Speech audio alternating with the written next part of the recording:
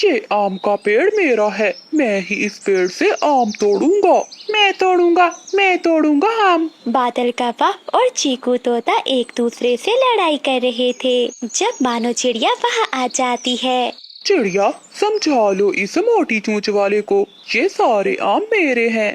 चिड़िया बहन, जब से ये आम का पेड़ छोटा था तब से मैं इस पेड़ को पानी दे रहा हूँ, और अब जाकर ये काला कौवा इस पेड़ पर कब्जा करने आ गया है। तोते भैया, ऐसे लड़ाई मत करो, आप चलो, आप मेरे साथ चलो, हम मैदान से जाकर दाना खा लेंगे। आप ये आम का पेड़ इस कौवे को ही दे दें। गंदा कौवा, दुष्ट कौवा, एक दिन रोगे, बहुत पछताओगे, देख लेना। फिर तोता मानो चिड़िया के साथ चला जाता है। बादल कौवा आम के पेड़ से सारे आम तोड़ता है और अपने घर की ओर चला जाता है। अरे बादल पति जी, आज तो तुमने कमाल कर दिया, कितने सारे आम ले आए हो। जल्दी बताओ कहाँ रखूं, बहुत भारी है। सारे घर में तो भोजन ही भोजन है। अच्छा, तुम ऐसा करो, इस आम को उस अलमारी पर रख दो। काले कौवे ने कुछ चुरा कर, कुछ छीन कर और कुछ इकट्ठा करके अपने पूरे घर को अनाज से भरा हुआ था। तोते से छीन कर लाया हूँ ये आम। पति जी, बहुत अच्छा किया, वो मोटी चोंच वाला मुझे बहुत बुरा लगता है। बादल जी, सुना है उस कबूतर की मकई की फसल भी तैयार है। हाँ, तुम चिंता ना करो, कल मैं वहीं जाऊंगा। अगले दिन बादल कौवा एक थैला लेकर कबूतर के मकई के खेत में जाता है और वो जाकर मकई के भुट्टे तोड़ने लगता है। तभी कबूतर भी वहाँ आ जाता है। अरे ओ काले कौवे, ये मकई क्या तेरे बाप की है? हो, नहीं गंदी आंखों वाले, ये मकई तो तेरे बाप की है, इसलिए तो मैं तोड़ रहा हूँ। रोक सकता है तो रोक ले। चल चल भाग यहाँ से, आया बड़ा गुंडा कहीं का। फिर बादल कौवा कबूतर को नीचे गिरा देता है और उसके ऊपर बैठकर उसे अपनी चोंचों से मारने लगता है।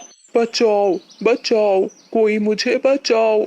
कबूतर को मारने के बाद बादल कौवा मकई से भरा हुआ थैला उठाता है और अपने घर की ओर चला जाता है। बहुत भारी है, जल्दी बताओ बिजली, कहाँ रखूं? अब तो घर में जगह नहीं बची है। अच्छा, पहले बताओ तो क्या है इसमें? इस थैले में मकई के भुट्टे हैं, अभी अभी कबूतर के खेत से लाया हूँ। वहाँ संदूक पर रख दो। फिर बादल कौवा वो मकई से भरा हुआ थैला संदूक पर रख देता है। बिजली कभी प्यार से अपने पति से कहती है, बादल, ये जो 3 दिन पुराना अनाज है, ये तुम कल अपनी माँ को दे आना। हाँ ठीक है। और साथ ही बिजली कभी कहती है, और मकई मेरी माँ को बहुत पसंद है, कल मैं जाकर अपनी माँ को मकई दे आऊंगी। ना ही मैं अपनी माँ को 3 दिन पुराना दाना दूंगा और ना ही तुम अपनी माँ को ये मकई दोगी। ये सुनकर बिजली कभी चुप कर जाती है। मुझे अनाज भोजन जमा करने का बहुत शौक है, तुम देखना एक दिन मेरे घर में दाना रखने को जगह कम पड़ जाएगी। वो दिन तो आने ही वाला है, जरा देखो तो हर तरफ अनाज ही अनाज है। एक बूढ़ी चिड़िया कौवे के दरवाजे पर आती है। चिड़ी कभी दरवाजा खोलती है। कभी बेटी, मैं बहुत भूखी हूँ, मुझे खाने के लिए एक दाना दे दो। चले भाग बुढ़िया, मेरे पास तुम्हें देने के लिए एक भी दाना नहीं है। बेटी काफी, मैं देख रही हूँ तुम्हारा घर तो अनाज से भरा हुआ है, बस मुझे एक दाना ही दे दो। सुना नहीं, चल भाग यहाँ से। फिर बिजली कभी गुस्से में उस बूढ़ी चिड़िया को धक्का दे देती है। वो बूढ़ी चिड़िया दूर जाकर गिरती है। कभी याद रखना, ये दाना और भोजन ही तुझे लेकर डूबेगा, एक दिन तुम अपने किए पर पछताओगी। कुछ दिनों बाद बादल कौवा चिड़िया के घर जाता है और चिड़िया का बारिशों के लिए जमा किया हुआ सारा भोजन चुरा कर अपने घर ले आता है। मानो चिड़िया शाम को दाना लेकर जब घर आती है तो रोने लगती है।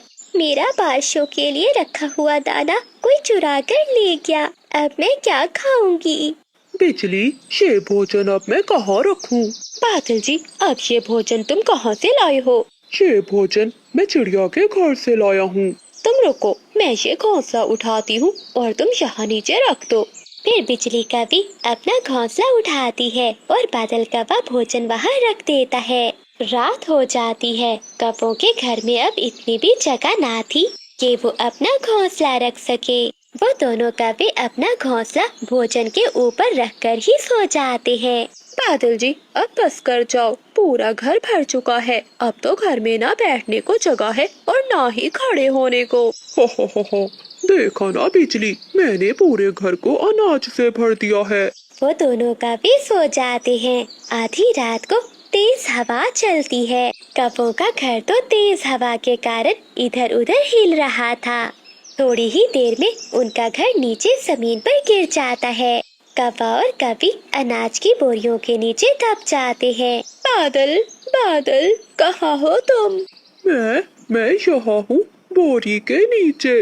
अगली सुबह हो जाती है और जंगल के सभी पक्षी वहाँ जमा हो जाते हैं। अब बताओ कौवे कि ये आम किसके हैं, मेरे या तुम्हारे? तोते, मुझे यहाँ से बाहर निकालो और सारा अनाज ले लो। तोता अपने आम उठाकर ले जाता है। फिर मानो चिड़िया और कबूतर भी अपना अपना अनाज ले जाते हैं। लेकिन वो दोनों कौवे वही बाकी अनाज की बोरियों के नीचे दबे हुए थे। लेकिन कोई भी उनकी मदद के लिए नहीं आता।